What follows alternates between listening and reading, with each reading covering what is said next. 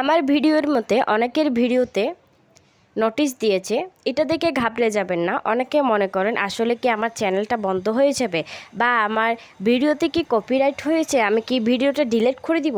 না, আপনারা ভিডিওটা ডিলিট করবেন না এবং ঘাবড়ে যাবেন না। এটা কেন দিয়েছি সেই জিনিসটা আগে দেখতে হবে। এখন যদি বলি দেখবেন কিভাবে আপনার নোটিশটা কেন দিয়েছে, এর জন্য লাগবে ইউটিউব স্টুডিও। আমি প্রথমে ইউটিউব স্টুডিওতে নিজের চ্যানেলটা লগ ইন করে নিয়েছি।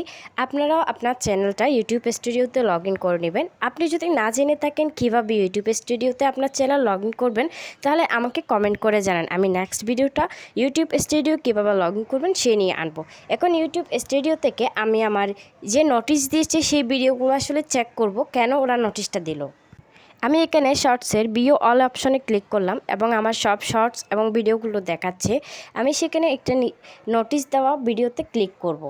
এই যে দেখুন, এই ভিডিওতে আমার নোটিশ দিয়েছে এবং সেখানে উল্লেখ করা আছে কমেন্টস ডিসএবল, নোটিফিকেশন ডিসএবল। তার মানে আমার এখানে কমেন্ট করা যাবে না এই ভিডিওতে এবং নোটিফিকেশনও আসবে না। কেন আসবে না সে কারণ ওরা উল্লেখ করে দিয়েছে, কারণ this video is set as made for kids.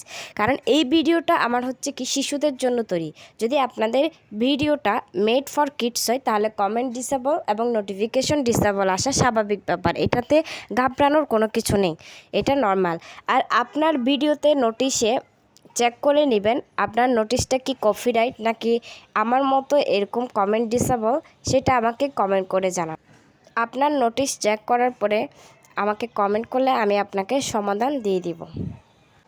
আমার ভিডিওটি যদি ভালো লেগে থাকে একটা লাইক, কমেন্ট এবং শেয়ার করে নেবেন এবং সাবস্ক্রাইব বাটনে ক্লিক করে নেবেন যাতে আমার পরবর্তী ভিডিওগুলো আপনাদের কাছে চলে যায়। ধন্যবাদ। আসসালামু আলাইকুম।